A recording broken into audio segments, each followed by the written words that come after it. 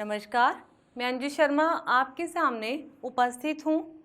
हमारा पाठ एवरेस्ट मेरी शिखर यात्रा का अगला भाग लेकर। आपने देखा कि बचेंद्री पाल ने अपनी एवरेस्ट की यात्रा शुरू की। सबसे पहले वो नमचे बाजार पहुंची। नमचे बाजार में उन्होंने एवरेस्ट की ओर बहुत ही ध्यान से देखा। वहाँ उन्हें बर्फ़ का फूल दिखाई दिया, जिसे प्लूम भी कहते हैं। नेपालियों ने वहाँ उन्हें एक और बात बताई थी। एवरेस्ट को सागर माथा के नाम से भी जाना जाता है, क्योंकि उस चोटी को देखकर सचमुच लग रहा था मानो वो सागर के मस्तक पर लगा हुआ मुकुट हो या सागर का माथा हो, इतना बड़ा। और जो उसके साथ नदियाँ बह रही थी वो उसकी सागर की भुजाएं लग रही थी। तो इस तरह से ये नाम लेखिका को बहुत पसंद आया कि सच में इस नाम का यही अर्थ निकलता है, सागर माथा। उसके बाद वो लोग आगे पेरिस पहुँचे। पेरिस में भी वहाँ पर उनके उपनेता प्रेमचंद जी ने उन्हें बताया आगे कि किस तरह से सबसे बड़ा व्यवधान इस यात्रा में खुम्बू तूफान था। हालांकि कैंप 1 तक का रास्ता उन्होंने बिल्कुल साफ कर दिया था, वहाँ कोई व्यवधान नहीं था, कोई कठिनाई नहीं थी। लेकिन उसके बावजूद उनका कहना था कि यदि तूफान आता है, बर्फ का तूफान यदि आता है, तो वो कुछ नहीं कर पाएंगे। उन्हें फिर से सभी काम दोबारा से शुरू करने पड़ेंगे, क्योंकि हो सकता है कि हिमविदर भी हो जाए। हिमविदर होता है बर्फ़ की चट्टानें जब गिरती हैं तो उनके गिरने से, ग्लेशियर के गिरने से वहाँ बर्फ़ में दरार आ जाती है, उसे हिमविदर कहा गया। तो इस बारे में उन्होंने जानकारी दी और इस तरह से वो थोड़ा सा, लेखिका और उनका जो दल था वो थोड़ा सा डर गया।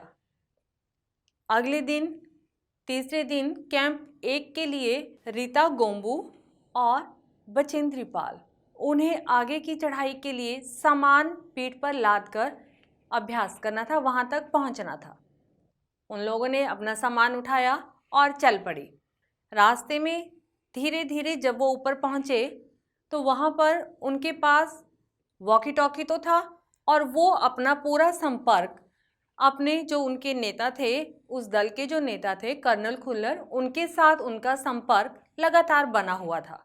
जैसे ही वो वहाँ पहुँची, उन्होंने कर्नल खुल्लर को अपने पहुँचने की सूचना उन्हें दी। खुल्लर जी ने जब सुना कि वो महिलाएं वहां पहुंच चुकी हैं तो वो बहुत खुश हुए। वहां पहुंचने के लिए उन्हें और अधिक प्रोत्साहित किया, उनका हौसला बढ़ाया, क्योंकि वैसे भी लेखिका एवरेस्ट पर पहुंचने वाली पहली भारतीय महिला हैं जो एवरेस्ट की चोटी पर सबसे पहले पहुंची थी। कैंप पर पहुंचने से पहले ही एक और खबर मिली थी कि सहायक रसोइया जो था उसकी मृत्यु प्रतिकूल जलवायु के कारण हो गई।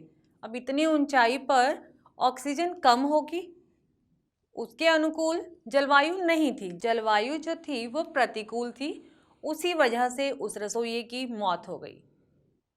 रास्ता हालांकि कठिनाइयों भरा था, लेकिन फिर भी हम लोग बहुत सतर्कता से और ध्यान से चढ़ाई चढ़ रहे थे।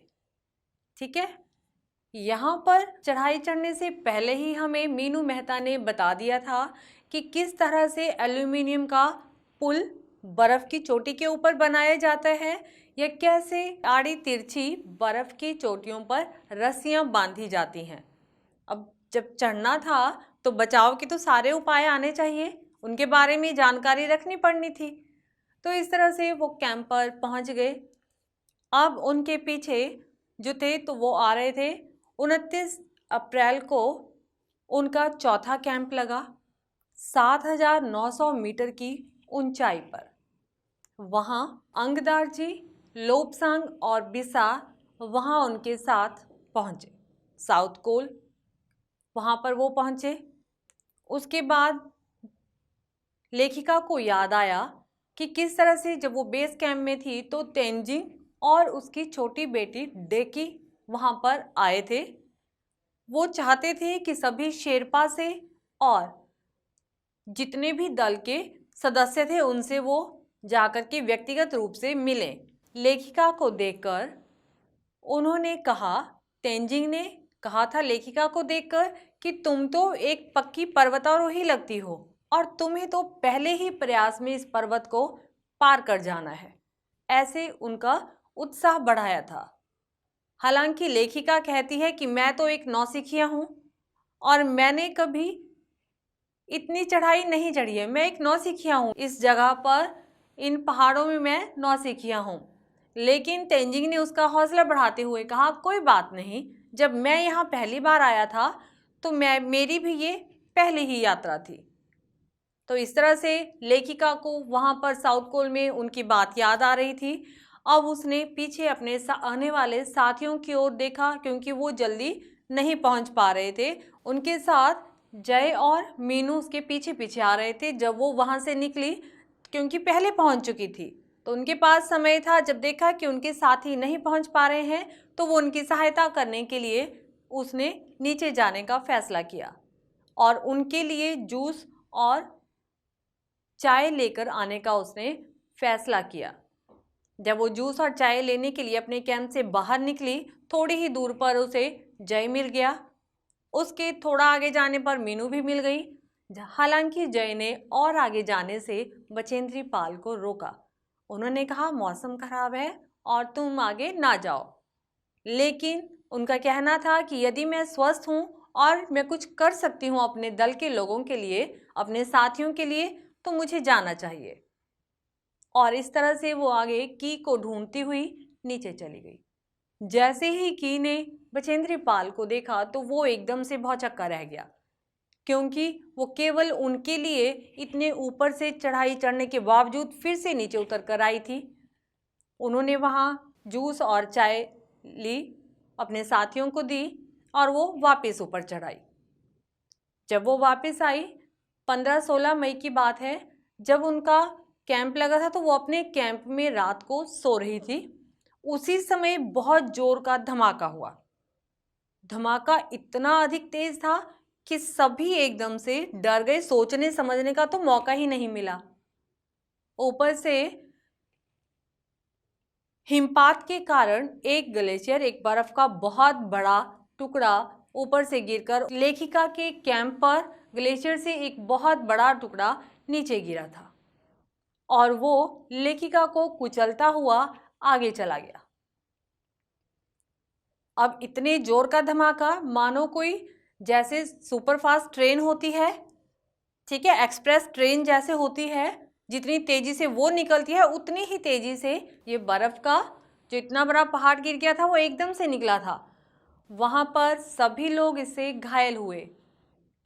ये अच्छी बात रही कि कोई मरा नहीं, लेकिन चोट सभी को आई थी, सभी को चोटें आई हुई थी। और वहाँ लोब्सांग ने क्या किया, उसी समय उसके पास एक स्विस छुरी थी, तो उसने उस स्विस छुरी को पकड़ा और जल्दी से तंबू का रास्ता साफ किया तथा लेखिका के आसपास की बर्फ फटाफट हटाई और उसे बर्फ की कब्र से बाहर निकाला। लेखिका को बचा लिया गया। सभी लोग घायल हुए, किसी की हड्डियां टूटी तो किसी का कुछ। लेखिका ये सब देखकर एकदम से डर गई। कोई भी डर जाएगा, इतने बड़े हादसे थे, कोई भी डर जाएगा। कर्नल खुल्लर ने जब लेखिका से पूछा बचेंद्री पाल से कि क्या तुम डर गई, बोले हाँ मैं तो डर गई। अब उनका दूसरा प्रश्न था कि क्या तुम वापस जाना चाहोगी, तो बचेंद्री पाल जी ने बिल्कुल मना कर दिया कि नहीं, मैं वापस नहीं जाऊंगी, मैं आगे जाऊंगी, मुझे वापस नहीं जाना है। कर्नल इस बात को सुनकर बहुत हैरान हुए और खुश भी हुए। उन्होंने बाकी जितने भी दल के सदस्य थे, कुछ एक को छोड़कर उन्हें वापस जाना पड़ा, क्योंकि उनके किसी की टांगों में हड्डियां टूटी थी, किसी का कुछ, तो वो बहुत घायल अवस्था में उन लोगों को मजबूरी में वहां से वापस होना पड़ा।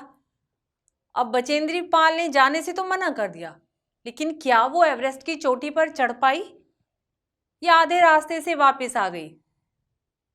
देखते हैं हमारी अगली वीडियो में। तब तक के लिए नमस्कार।